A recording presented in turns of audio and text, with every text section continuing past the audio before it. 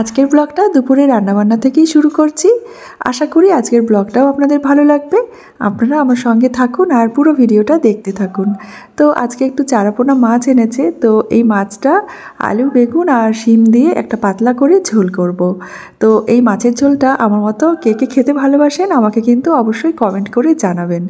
মাছগুলো ভেজে নিয়েছি নুন হলুদ মাখিয়ে, আর ওই তেলের মধ্যে কালো জিরে ফোড়ন দিয়েছি আর সবজিগুলো সব দিয়ে দিয়েছি। সবজির মধ্যে আলু বেগুন আর শিম দিয়েছি, আর কয়েকটা চেরা কাঁচা লঙ্কা দিয়েছি ঝালের জন্য। আর কালারের জন্য আমি খুব সামান্য কাশ্মীরি লঙ্কার গুঁড়ো ব্যবহার করি। তো কাশ্মীরি লঙ্কার গুঁড়ো, জিরে গুঁড়ো আর হলুদটা একটু জলের মধ্যে গুলে রেখেছিলাম, সেটা দিলাম। আর সবজিটা যখন ভাজা ভাজা হয়ে এসেছে মশলাটা কষিয়ে ঝোলের জন্য এখানে গরম জলটা দিয়ে দিলাম আর স্বাদ মতো নুন দিয়ে ঢেকে রাখলাম। দিয়া এখানে একটা ডিমের অমলেট বানাচ্ছিল, কারণ এই মাছটা খুব একটা পছন্দ করে না দিয়া দিশা। তো ওরা বললো আমরা মাছের ঝোলটা দিয়ে খাবো আর ডিমের অমলেট দিয়ে খাবো, তবে কিন্তু মাছটা খাবো না। তো বললাম ঠিক আছে তাই হবে। আর আমার কিন্তু এই মাছটা খেতে বেশ ভালো লাগে। তো যাই হোক, ঝোলটা বেশ ভালো মতো ফুটে গেছিলো আর সবজিগুলোও সেদ্ধ হয়ে গেছে। তো নামাবার আগে মাছটা দিয়ে আরও কিছুক্ষণ রান্নাটা করে নিয়েছিলাম। একেবারে গরম গরম মাছের ঝোল আর ভাত রেডি হয়ে গেছে। দুপুরের লাঞ্চটাও সার্ভ করে নিচ্ছি। আজ আর অন্য কিছু রান্না করিনি, এই সবজি দিয়ে মাছের ঝোল আর ভাত, ব্যাস আর কিছু করিনি। যদিও দিয়া দিশা খাবে না মাছটা, ওরা ঝোল আলু এই সবজিগুলো খাবে আর তার সাথে ডিমের অমলেট খাবে, কারণ এই মাছটা খুব একটা ওরা পছন্দ করে না খেতে। তো যাই হোক, দুপুরের খাবার দাবার সেরে নেব এবার দিয়া দিশাকে সঙ্গে নিয়ে। লাঞ্চের পর একটু রেস্ট করে নেব আর দেখি রাতে কি রান্নাবান্না করতে হয় আবার। এই যে দিয়া দিশা পড়তে বসেছে এখন। দিশা তো পড়াশোনায় খুব মন দিয়েছে, সামনেই ওর এক্সাম, তাই তো। আর এই যে টিচার বসেছে পড়াতে, বনুকে যত না পড়াচ্ছে তার বেশি বকাঝকা করছে। আচ্ছা, রাতের মেনু কি কি খাবি তোরা? বিরিয়ানি। আবার বিরিয়ানি? এই তো কিছুদিন আগেই খেলি। আজকে এগ বিরিয়ানি। ডিম আছে, ডিম আর আলু আছে। হ্যাঁ, তো এগ বিরিয়ানি। তোমার হাতে বিরিয়ানি খুব ভালো লাগে। আচ্ছা ঠিক আছে, এত রাতে এখন বিরিয়ানি খাবার ওদের শখ হয়েছে। তো ঘরে তো আলু আর ডিম আছে। আমার মেয়েদের যখন ইচ্ছা হয়েছে তাহলে একটু এগ বিরিয়ানি বানিয়ে দিই ওদেরকে। তো আমি চলে এসেছি রান্নাঘরে, আর এই যে আলু আর ডিম সেদ্ধ বসিয়েছি আর বাসমতি চালটা ভিজিয়ে রেখেছি। দিয়া দিশা পড়াশোনা করুক, আর এই যে আমি আবার চলে এলাম রান্নাঘরে। রাতের ডিনারটা ছটফট বানিয়ে নিই।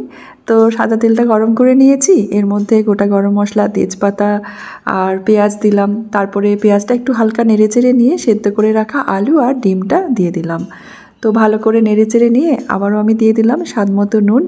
একদম সহজ পদ্ধতিতেই আমি বানাচ্ছি, খুব একটা ঝামেলা করব না। আর এর মধ্যে আমি দিয়ে দিচ্ছি আদা রসুন আর কাঁচা লঙ্কার পেস্ট। তারপরে মশলাগুলো ভালো করে নেড়েচেড়ে নিয়ে কিছুক্ষণ ঢেকে রাখলাম। আলু আর ডিমটা এভাবে মশলার সাথে কষিয়ে করলে তাড়াতাড়ি হয়েও যায় বিরিয়ানিটা, আর খেতেও ভালো লাগে। সব রকমের গুঁড়ো মশলা দিয়ে দিলাম, জিরে গুঁড়ো, ধনে গুঁড়ো, তারপরে হলুদ লঙ্কার গুঁড়ো, সব কিছু দিয়ে ভালো করে আবার নেড়েচেড়ে নিচ্ছি যতক্ষণ না মশলাটা কষানো হয়ে যাচ্ছে। একটা টমেটো কুচি করে দিয়ে দিলাম আর ভালো করে নেড়েচেড়ে কিছুক্ষণ ঢেকে রাখলাম। এবার ঢাকনাটা খুলে নিয়েছি, মশলাটা বেশ ভালো মতো কষানো হয়ে গেছে। আমি ওপর দিয়ে বাসমতি চালের ভাতটা দিয়ে দিলাম। ভাতটা একেবারে ঠান্ডা করে নিয়েছিলাম আমি মাঠটা ঝরানোর পরে, আর খুব সামান্য দিয়ে দিলাম ভাতের মাঠটা, তাহলে নিচে ডিমের যে মশলাটা আছে সেটা পুড়ে যাবে না, তবে খুব সামান্যই দিতে হবে ভাতের মাঠটা।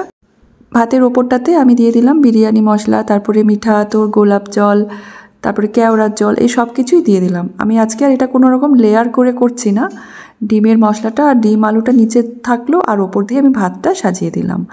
তারপর সবার উপরে একটু দিয়ে দিলাম ঘি। আর এবারে একটা তাওয়ার মধ্যে চাপিয়ে রাখলাম মিডিয়াম আঁচে মোটামুটি আধ ঘন্টা মতো। আধ ঘন্টা পর আমি গ্যাসের ফ্লেমটা অফ করে দিয়েছিলাম।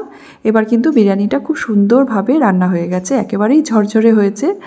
তো আর নিচে কিন্তু পোড়াও লেগে যায়নি। অনেক সময় দেখবেন বিরিয়ানির কড়াইটা নিচে পুড়ে যায়, তো সেই কারণে হয়তো মাংসর যে গ্রেভিটা থাকে সেটা একটু দিতে হয়, আর না হলে ভাতটা যে বানানো হয় বাসমতি চালের ভাতের যে মাঠটা সেটা সামান্য রেখে দিতে হয়। ওটা যদি নিচে দিয়ে দেওয়া হয় তাহলে কিন্তু তলাতে একেবারেই পোড়া লেগে যায় না, আর বিরিয়ানিটা খুব সুন্দর ঝরঝরে হয়। এইভাবে আলু আর ডিম দিয়ে এগ বিরিয়ানি বানিয়ে দেখবেন, খেতে কিন্তু ভীষণ ভালো লাগে। আর আমি আর রাতেবেলায় আজকে আর কিছু বানালাম না, মানে রায়তাটা বানালাম না, এটা শুধুই খেতে খুব ভালো লাগে। একদম গরম, আলুটা তো ভাঙতেই পারছি না, এতই গরম। তো গরম গরম রাতের খাবার সার্ভ করে নিলাম, আর দিয়া দিশা তো খুব খুশি হয়ে গেছে। ওদের তো বিরিয়ানি খুবই ফেভারিট, দেখতেই পাচ্ছেন কড়াই একেবারেই ফাঁকা করে দিয়েছে। দিয়াই সার্ভ করলো সবার খাবারটা। আর তারপরে আমি বললাম একটু রায়তা হলে ভালো হতো। দিয়া বলছে না, রাতে আর বেশি কিছু লাগে না, আর ওরা বিরিয়ানি পেলে আর কিছুই চায় না, ওদের এতই ফেভারিট হচ্ছে বিরিয়ানি। যদিও বিরিয়ানিটা কিন্তু আমারও খুব ভালো লাগে খেতে, আমাদের ঘরে সবাই আমরা খুব ভালোবাসি। যাই হোক বন্ধুরা, আজকের ব্লগটা তাহলে এখানে শেষ করছি। ভিডিওটা কেমন লাগলো একটা কমেন্ট করে জানিয়ে দেবেন, আমি আপনাদের কমেন্টের অপেক্ষায় রইলাম। আপনাদের সাথে আবার দেখা হবে নতুন একটা ব্লগের সাথে। আপনারা সবাই খুব ভালো থাকবেন, সুস্থ থাকবেন। ধন্যবাদ।